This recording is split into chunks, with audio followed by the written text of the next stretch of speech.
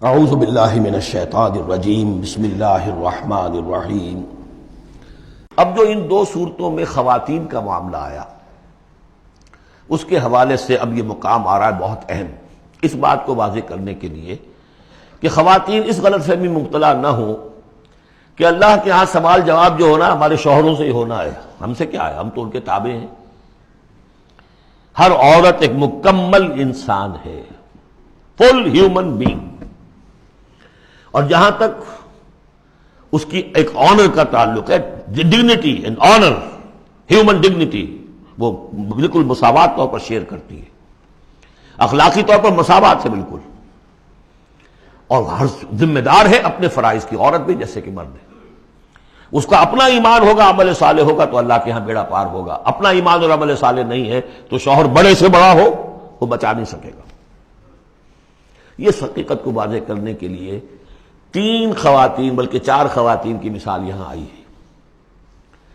ضرب اللہ مثلا للذین کفروا امرأۃ نوح وامرأۃ لوط، اللہ تعالیٰ نے مثال بیان کی ہے کافروں کے لیے نوح کی بیوی اور لوط کی بیوی کی۔ کانتا تحت عبدین من عبادنا صالحین، وہ دونوں تھیں ہمارے دو بہت صالح بندوں کے تحت، ان کے نکاح میں تھیں۔ فخانتاہما، تو انہوں نے ان سے خیانت کی۔ فلم یغنیا عنہما من اللہ شیئا، تو نہ بچا سکا انہیں ان کا شوہر، ان کے دونوں شوہر جو ہیں نہ بچا سکے اپنی دونوں بیویوں کو کچھ بھی۔ بیوی بھی غرق ہوئی، حضرت نوح علیہ السلام کی وہ بیوی، اور حضرت لوط کی وہ بیوی بھی اسی طریقے سے جو پتھراؤ ہوا اسی میں ہلاک ہوئی۔ تو نہ یہاں وہ بچا سکے شوہر، وقیل ادخلوا النار مع الداخلین، اور کہہ دیا جائے گا داخل ہو جاؤ جہنم میں داخل ہونے والوں کے ساتھ، کوئی شوہر تمہیں نہیں بچا سکتا، چاہے وہ نوح اور لوط ہو۔ لوط تو خیر اولو العزم من الرسل میں ان کا شمار عام طور پر نہیں ہوتا، حضرت نوح تو بہت اولو العزم، 950 برس جنہوں نے دعوت دی ہے۔ اسی لیے حضور اپنے گھر کی خواتین کو جمع کر کے پھر کہا فرمایا کرتے تھے، یا فاطمہ بنت محمد انقذی نفسک من النار فانی لا املک لک من اللہ شیئا، یا صفیہ عمۃ رسول اللہ انقذی نفسک من النار فانی لا املک لک من اللہ شیئا، اے فاطمہ محمد کی نور چشم، لخت جگر، اپنے آپ کو آگ سے نکالو، بچاؤ، مجھے کوئی اختیار حاصل نہیں ہوگا تمہارے بارے میں اللہ کے ہاں۔ اے صفیہ، اللہ کے رسول کی پھوپھی، اپنے آپ کو آگ سے بچاؤ، اس لیے کہ مجھے کوئی اختیار حاصل نہیں ہوگا۔ ضرب اللہ مثلا للذین کفروا امرأۃ نوح وامرأۃ لوط کانتا تحت عبدین من عبادنا صالحین فخانتاہما فلم یغنیا عنہما من اللہ شیئا وقیل ادخلوا النار مع الداخلین۔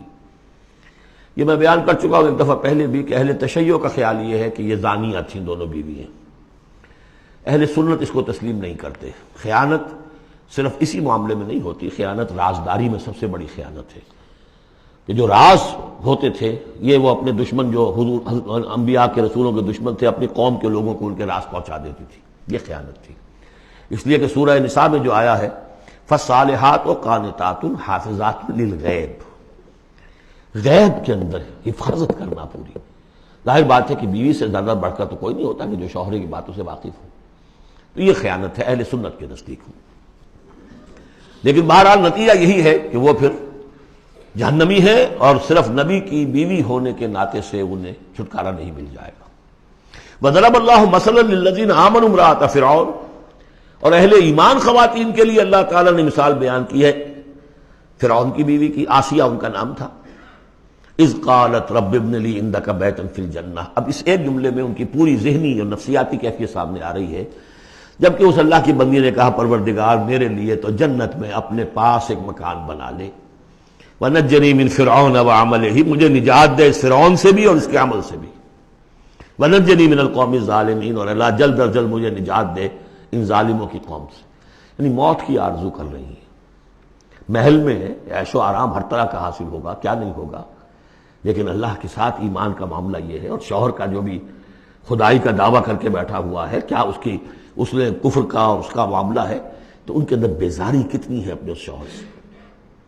تو گویا کہ دو انتہائی مثالیں آ گئیں، بہترین شوہروں کے ہاں بدترین انجام والی بیویاں، اور بدترین شوہر کے ہاں بہترین انجام والی بیوی جس کا کہ ذکر ہو رہا ہے، اور سب سے اونچی جو خواتین ہوں گی حضرت مریم، حضرت آسیہ، حضرت خدیجہ، حضرت عائشہ، حضرت فاطمہ، یہ یوں سمجھیے چوٹی کی خواتین ہوں گی قیامت میں۔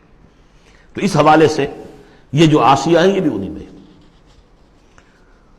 وَمَرْيَمَ ابْنَتَ عِمْرَانَ الَّتِي أَحْصَنَتْ فَرْجَهَا، تیسری مثال دی ہے، عورت خود بھی نیک ہو اور اسے نیک تربیت مل جائے، نیک ماحول مل جائے۔ وَكَفَّلَهَا زَكَرِيَّا، حضرت زکریا جو ہیں انہوں نے ان کی کفالت کی، ان کی پرورش کی، ان کو اپنے پاس رکھا، تربیت کی، ایک نبی کے آغوش تربیت میں پلی ہیں، لہذا وہ نور علی نور ہے۔ وَمَرْيَمَ ابْنَتَ عِمْرَانَ الَّتِي أَحْصَنَتْ فَرْجَهَا فَنَفَخْنَا فِيهِ مِن رُوحِنَا، تو ہم نے پھونک ماری اس میں اپنی روح کی۔ وَصَدَّقَتْ بِكَلِمَاتِ رَبِّهَا، اور اس نے تصدیق کی اپنے رب کی تمام باتوں کی، جو بھی وحی کے ذریعے سے فرشتے بتاتے رہے کہ اے مریم تجھے اللہ نے چن لیا ہے، اور اے مریم تمہارے لیے اللہ کا فیصلہ یہ ہے کہ تیرے ہاں بیٹا ہوگا، یہ ساری باتیں انہوں نے مانی تسلیم کی۔ صدقت بکلمات ربها وکتبہ، اور جو اس کی کتابیں تھیں، ظاہر بات ہے کہ تورات ان کے پاس موجود تھی، زبور ان کے پاس موجود تھی، انبیاء کے اور صحیفے ان کے پاس موجود تھے۔ یہ تو صرف 1900 سال پر پہلے کی بات ہے جو ہم کر رہے ہیں اس وقت۔ All the prophets of the old testament, ان کے تمام صحیفے، پوری اولڈ ٹیسٹمنٹ موجود تھی۔ وکتبہ، اور اس کی تمام کتابوں کی انہوں نے تصدیق کی۔ وکانت من القانتین، اور وہ تو بہت ہی فرما بردار بندیوں میں سے تھیں۔ تو تین چیزیں تو آ گئی، چوتھی کسر رہ گئی کہ نہیں رہ گئی؟ آپ نے کچھ سوچا یا نہیں؟ بہترین شوہر کے ہاں بدترین بیوی، بدترین شوہر کے ہاں بہترین اور خاتون، ایک خاتون نور علی نور، خود بھی نیک، ماحول بھی نیک۔ چوتھی کون سی بات رہ گئی؟ خود بھی بدتینت اور شوہر اس سے بڑھ کر، بلکہ یہ کہنا مشکل ہو جائے کہ شوہر زیادہ بدتینت ہے یا وہ خود زیادہ بدتینت ہے۔ اس کی مثال معلوم ہے کہاں ہے؟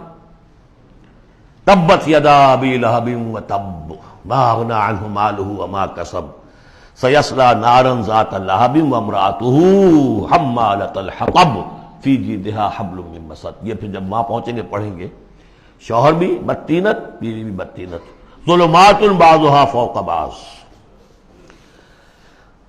اللہ کے فضل و کرم سے سورہ تحریم ختم ہوئی۔ صدق اللہ العظیم۔